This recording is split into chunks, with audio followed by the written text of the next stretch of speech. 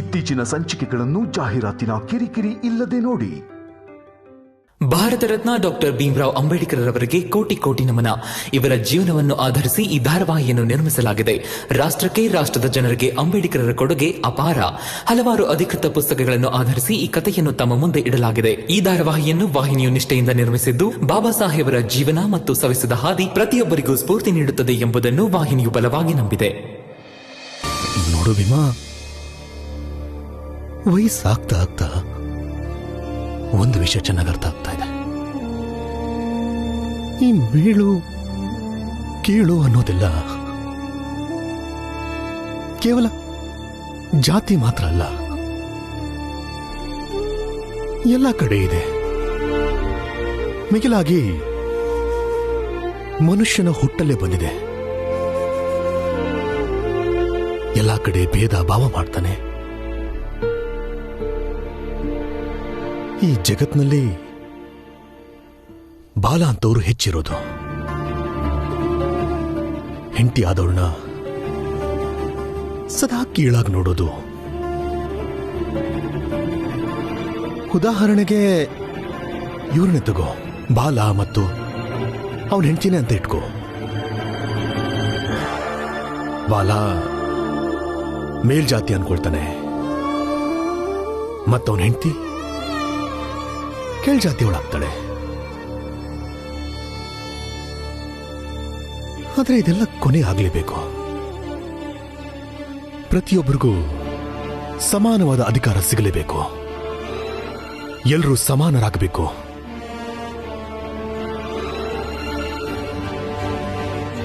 ಗೊತ್ತಿಲ್ಲ ಇದೆಲ್ಲ ಹೇಗಾಗುತ್ತೋ ಅಂತ, ಆದ್ರೆ ಆಗ್ಲೇಬೇಕು. ಕಾನೂನು ಮುಖಾಂತರನೋ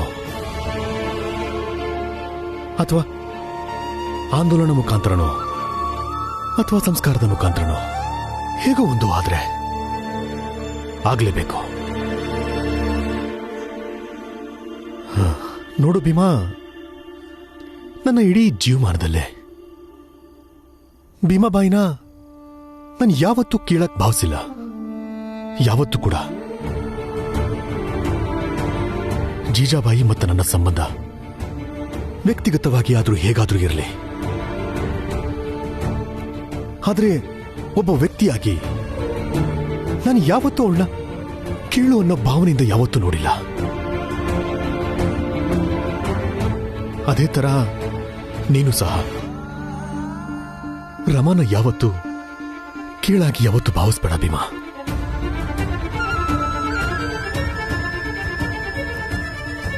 ನೀನ್ ಯಾವಾಗ್ಲೂ ಎಲ್ರಿಗೂ ಒಳ್ಳೆ ಬುದ್ಧಿ ಹೇಳಕ್ ನೋಡ್ತೀಯಲ್ಲ,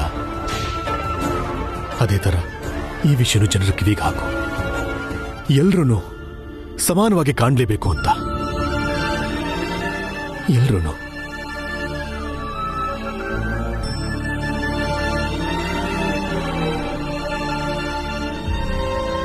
ನನಗೇನನ್ಸುತ್ತೆ ಅಂದ್ರೆ ಅಪ್ಪ,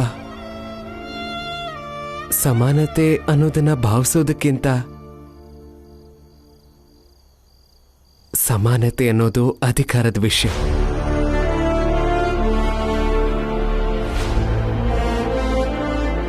ಮುಂದೆ ಅಕಸ್ಮಾತ್ ನನಗೆ ಅವಕಾಶ ಸಿಕ್ಕಿದ್ರೆ ಖಂಡಿತ ಬರೀತೀನಿ. ಈ ಸಮಾನತೆ ಅಧಿಕಾರದ ಬಗ್ಗೆ ಖಂಡಿತ ಬರೀತೀನಪ್ಪ.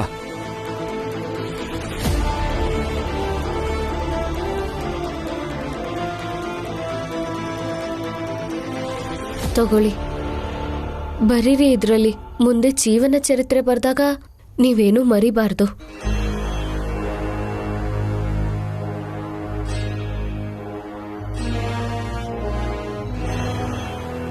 ಬರೀ ಭೀಮಾ, ಇಡೀ ಜಗತ್ತು ನಿನ್ನ ಪುಸ್ತಕ ಓದೋ ತರ ಬರೀ. ನಮ್ಮ ಇಡೀ ಕುಟುಂಬ ಹೆಮ್ಮೆಯಿಂದ ಹೇಳ್ಕೊಳ್ತೀವಿ,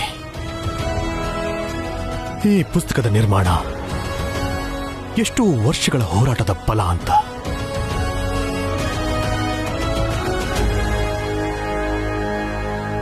ರಮಾ,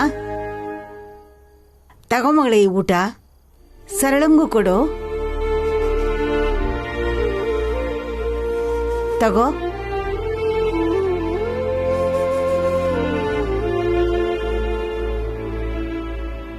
ಧನ್ಯವಾದ ಅಮ್ಮ.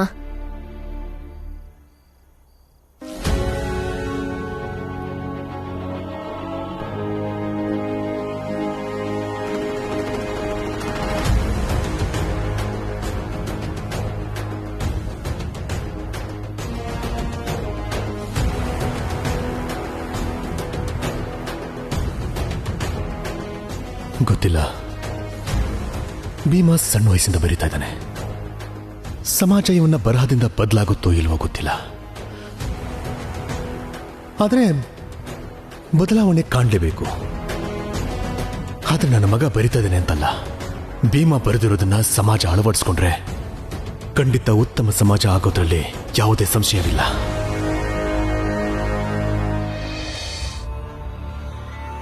ಖಂಡಿತ ನಾನು ಇದನ್ನ ಸಹಿಸ್ಕೋಬಾರ್ದು. ಇದು ನನ್ನ ವೈಯಕ್ತಿಕ ವಿಷಯ ಅಂತ ಭೀಮಂಗೂ ಅಪ್ಪಂಗೂ ಸರಿಯಾಗಿ ಅರ್ಥ ಮಾಡಿಸ್ಬೇಕು. ನನ್ನ ಕುಟುಂಬ ಅವ್ರ ಕುಟುಂಬ ಬೇರೆ ಬೇರೆ. ನಿನ್ನ ಮಾತು ಸರಿಯಾಗೈತ ಬಾಲ. ಶತ್ರುವಿನ ಶತ್ರು ಸ್ನೇಹಿತರಾಗ್ತಾರೆ. ಮತ್ ಈ ಭೀಮ್ರಾವ್, ರಮಾ, ರಾಮ್ಜಿ ನಿನ್ನ ಮತ್ತು ನಮ್ಮ ಶತ್ರು ಅಂದ್ಮೇಲೆ ನಾವಿಬ್ರು ಸ್ನೇಹಿತರು ಅಂತ ಅರ್ಥ. ನಾವಿಬ್ರು ಕೈ ಜೋಡ್ಸೋಣ, ಠಾಣೆಗೆ ಹೋಗ್ಬಿಟ್ಟು ಅವ್ರಗಳ ವಿರುದ್ಧನೇ ನಾವು ದೂರು ಕೊಡ. ನಾನು ಕೇಳಿರೋಂಗೆ ಈ ಭೀಮ್ರಾವು ಕಾನೂನ್ ಅಂತ ತುಂಬಾ ಮಾತಾಡ್ತಾನಂತ. ನಮ್ ಜೊತೆ ನಿಲ್ಲಕ್ಕೆ ನಿನ್ ಯೋಗ್ಯತೆ ಬಿಡದೆ ಇರ್ಬೋದಲ್ವಾ? ಆದ್ರೆ ನಮ್ಮಿಬ್ರು ಒಳ್ಳೇದಕ್ಕೋಸ್ಕರ ನಾವು ಒಬ್ರಿಗೊಬ್ರು ಕೈ ಜೋಡ್ಸೋದು ಒಳ್ಳೇದು.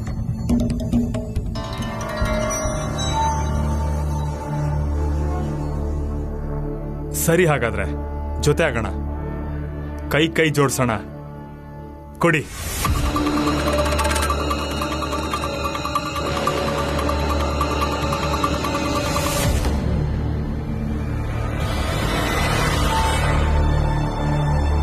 ಏಕೆ, ಏನಾಯ್ತು?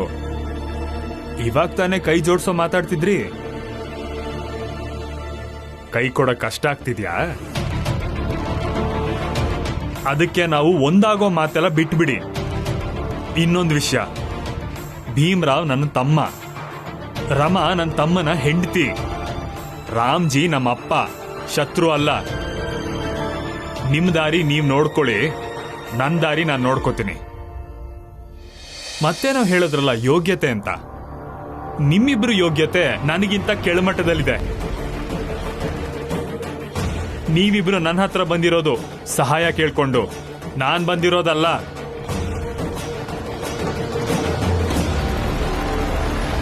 ಏ ಬಾಲ, ಜಾಸ್ತಿ ಮಾತಾಡಿದ್ರೆ ಇಲ್ಲೇ ಊತ ಹಾಕ್ಬಿಡ್ತೀನಿ. ಏಯ್, ಹೂತ್ ಹಾಕೋದು ಆಮೇಲೆ ಇರ್ಲಿ, ಗಂಡ್ಸಾಗಿದ್ರೆ ಮೈ ಮುಟ್ ನೋಡು. ನಿನಗೊಂದ್ ಗತಿ ಕಾಣಿಸ್ತಾ ಬಿಡಕ್ಕಿಲ್ಲ. ಅಯ್ಯೋ ರೀ, ಇನ್ನೊಂದ್ಸಲ ಮೈ ಮುಟ್ಟಕ್ಕೆಲ್ಲ ಬರ್ಬೇಡ. ನಿಮ್ ದಾರಿ ನೀವ್ ನೋಡ್ಕೊಳ್ಳಿ, ನನ್ ದಾರಿ ನಂದು. ಬೆಳಿಗ್ಗೆ ಏನ್ ಮಾಡ್ಬೇಕು ಅಂತ ನನಗ್ ಗೊತ್ತು. ಎಷ್ಟು ಕೊಬ್ಬು ನೋಡ್ರಿ ಇವನ್ಗೆ. ನೀವು ಊಟ ಮಾಡಿ, ನಾನು ಇನ್ನೊಂದು ತಟ್ಟೆ ತರ್ತೀನಿ. ಬೇಡ ರಮ, ಇನ್ನೊಂದು ತಟ್ಟೆ ಏನ್ ಬೇಡ. ನಾವಿಬ್ರು ಒಂದೇ ತಟ್ಟೆಲೇ ಊಟ ಮಾಡ್ತೀವಿ.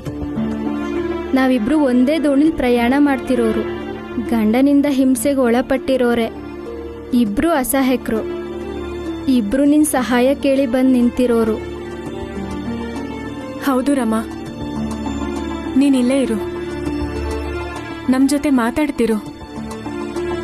ನಿನ್ ಜೊತೆ ಮಾತಾಡ್ತಿದ್ರೆ ಒಂಥರ ಧೈರ್ಯ ನಮ್ಗೆ, ಮನ್ಸಿಗೇನೋ ಸಂತೋಷ ಆಗುತ್ತೆ. ಇಲ್ಲೇ ಇರು.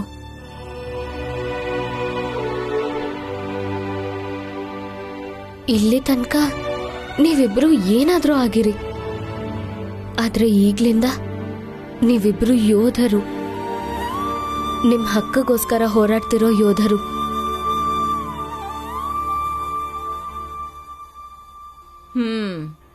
ಯುದ್ಧ ಯೋಧ ಅಂತೆಲ್ಲ ಮಾತಾಡಿದ್ ಮುಗ್ದಿದ್ರೆ ಹೋಗಿ ರೊಟ್ಟಿ ತಟ್ ನಡಿ. ಸರಿ, ಮಾಡ್ತೀನಿ.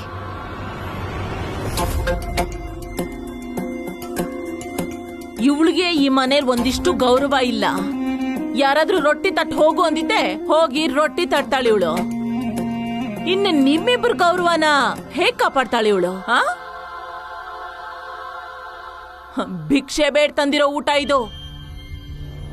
ಇಬ್ರು ತಿಂದು ಮುಂದೇನು ಅಂತ ಯೋಚನೆ ಮಾಡಿ. ಈ ರಮನ್ ಮಾತ್ ಕೇಳಿ ನಿಮ್ಮ ಗಂಡದ್ರ ಜೊತೆ ಸಂಬಂಧ ಹಾಳು ಮಾಡ್ಕೋಬೇಡಿ ನೀವು.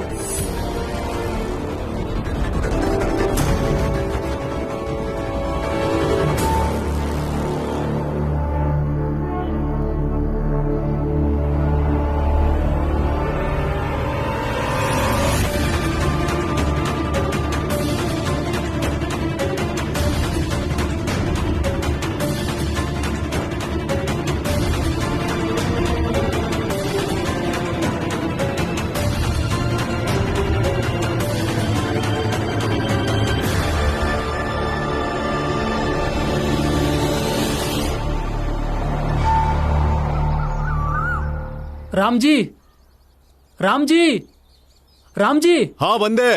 ಅಯ್ಯೋ ಬೇಗ ಬನ್ನಿ.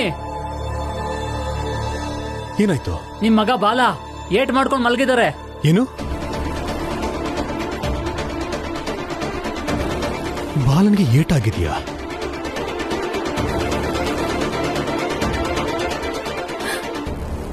ಎಲ್ಲಿದ್ದಾರೆ ಈಗ? ಏನಾಯ್ತು ಅವ್ರಿಗೆ? ಅಕ್ಕಪಕ್ಕದ ಮನೆಯವರು ಹೇಳಿದ್ದೇನಂದ್ರೆ ಬಾಲ ರಾತ್ರಿ ಇಡೀ ಹೊರಗೆ ಮಲಗಿದ್ರಂತೆ.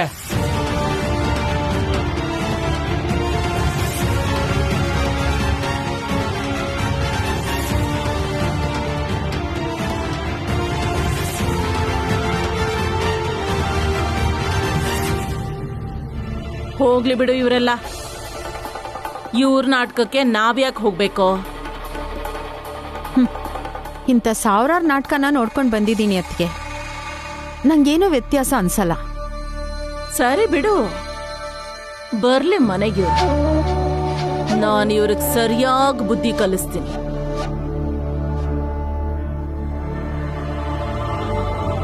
ಬಾಲಣ್ಣ, ಏನಿದು? ಏನಾಯ್ತು ನಿನಗೆ?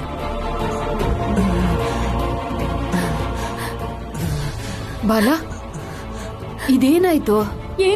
ಏನಾಯ್ತು ನಿಮ್ಗೆ? ನಿಮ್ಗೇನು ಆಗಿಲ್ಲ ತಾನೆ? ಇದೆಲ್ಲ ಬೇಕಿಲ್ಲ ನಿಮ್ಗೆ. ನಿಮ್ಗೆ ಗೌರವ ಬೇಕು, ಸಮಾನತೆ ಬೇಕು. ಹೋಗು, ಹೋರಾಟ ಮಾಡು, ಹೋಗು. ನನಗೇನಾದ್ರೂ ಆದ್ರೆ ನಿನಗೇನಾಗ್ಬೇಕು ಹೇಳು? ಬಾಲಣ್ಣ, ಯಾಕೆ ಈ ತರ ಎಲ್ಲ ಮಾತಾಡ್ತಿದ್ಯಾ? ಹೌದಲ್ವಾ? ನಾನು ಏನೇ ಮಾತಾಡಿದ್ರು ನಿಮಗೆ ಸರಿ ಬರಲ್ಲ ಅಲ್ವಾ? ಮತ್ಯಾಕೆ ಸುಮ್ಮನೆ ಕೇಳಿ ಬಾಯಿ ನೋಯಿಸ್ತೀರಾ?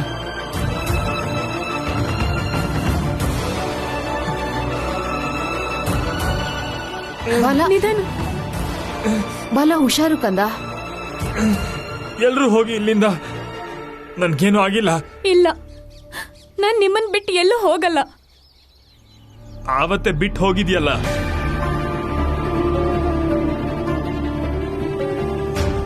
ಯಾವ ಗಂಡ ತಾನೆ ಹೆಂಡತಿಗೆ ಹೊಡಿದೆ ಬಡಿದೆ ಇರ್ತಾನೆ? ಅಪ್ಪ ಭೀಮ್ ಮಾಡದೆ ಇರಬಹುದು, ದೊಡ್ಡ ಮನುಷ್ಯರವರು.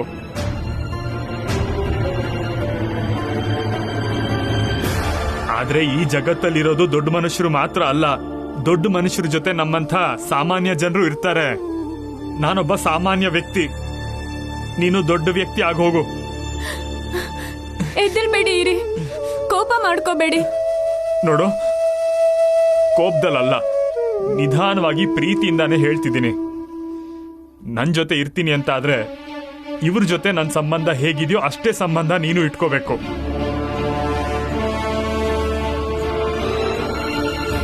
ಅಲ್ಲಿಗೆ ಹೋಗಿ ಸೊಸೆ ಅಂತ ಬೀಗೋದೇನ್ ಬೇಡ. ಮಗ ಆಗಿ ನಾನೇ ಇಲ್ಲ ಅಂದ್ಮೇಲೆ ನೀನ್ ಹೆಂಗ್ ಸೊಸೆ ಅನ್ಕೋತ್ಯಾ?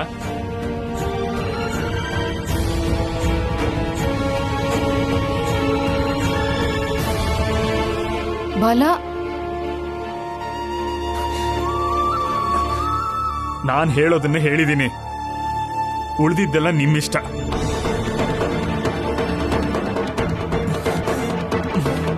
ಅಕ್ಕ, ನನ್ ಮಾತ್ ಕೇಳಿ. ಇಲ್ಲ ರಮ್ಮ, ಗಂಡನೇ ಇಲ್ಲ ಅಂದ್ಮೇಲೆ ನನ್ ಯಾವ ಹಕ್ಕು ಯಾರ ವಿರುದ್ಧ ಅಂತ ಹೋರಾಡ್ಲಿ? ಪಾಪ ನೋವಲ್ಲಿದಾರ ಅವರು. ನಾನಿಲ್ಲಿರ್ಬೇಕು ರಮ್ಮ. ರೀ, ನಿಂತ್ಕೊಳ್ಳಿ. ನೀವಾದ್ರೂ ಹೇಳಿ. ನಿಧಾನ ಹೇಳಿ ಅಕ್ಕಂಗೆ. ನೀವು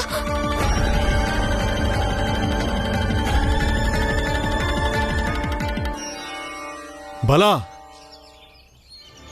ಸ್ವಲ್ಪ ಆದ್ರೂ ಕರುಣೆ ಇರ್ಲಿ ಕಣೋ.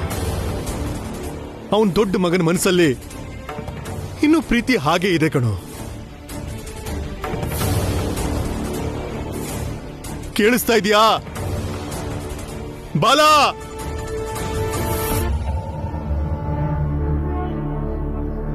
ನೀವ್ ಯಾಕೆ ಮಾತಾಡ್ತಾನೆ ಇಲ್ಲ? ಯಾಕೆ ಅಕ್ಕಂಗೇನು ಹೇಳಿಲ್ಲ? ಅದೇನಂದ್ರೆ ಅದಕ್ಕೆ ಈಗ ತುಂಬಾ ದುಃಖದಲ್ಲಿದ್ದಾರೆ ರಮ. ಅವ್ರ ಮನ್ಸಿನ ಮೇಲೆ ಬಾಲಣ್ಣ ಗಾಢವಾಗಿ ಗಾಯ ಮಾಡಿದಾನೀಗ. ಒಳಗಿಂದ ಬಹಳ ನೊಂದ್ಕೊಂಡಿದ್ದಾರೆ. ಅದಕ್ಕೆ ಈಗ ಯೋಚನೆ ಮಾಡು. ಒಂದ್ಸಲ ಅದ್ಗೆ ಸ್ಥಾನದಲ್ಲಿ ನಿಂತು ಯೋಚನೆ ಮಾಡು. ಈಗ ಅದಕ್ಕೆ ಏನ್ ಮಾಡಿದ್ರು ನೀನು ಕೂಡ ಅದನ್ನೇ ಮಾಡ್ತಿದ್ದೆ.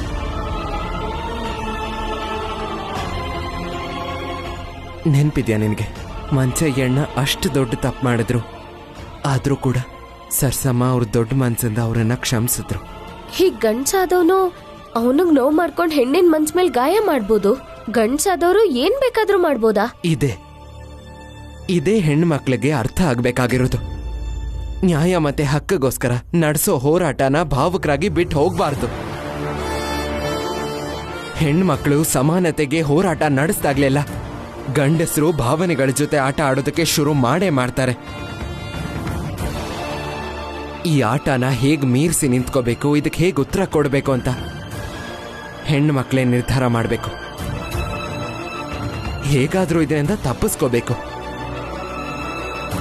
ನಾನಲ್ಲಿ ಮಾತಾಡದೇ ಇರೋ ಉದ್ದೇಶ ಏನಂದ್ರೆ, ನಾನು ಮಾತಾಡಿದ್ರು ಅಲ್ಲೇನು ಪ್ರಯೋಜನ ಇಲ್ಲ. ನಾನು ಹೇಳಿದ್ರು ಅಥವಾ ಇನ್ಯಾವುದೇ ಭೀಮರಾವ್ ಹೇಳಿದ್ರು ಅಲ್ಲೇನೂ ಆಗೋದಿಲ್ಲ.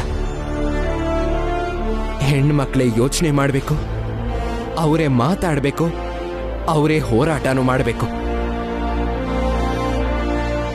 ಅದ್ಗೆ ಅಂತ ಮಾತ್ರ ಅಲ್ಲ, ಸಮಾಜದಲ್ಲಿರುವಂತಹ ಪ್ರತಿಯೊಂದು ಹೆಣ್ಣು ಮಗುನೂ ಇದ್ರ ಬಗ್ಗೆ ಯೋಚಿಸ್ಬೇಕು.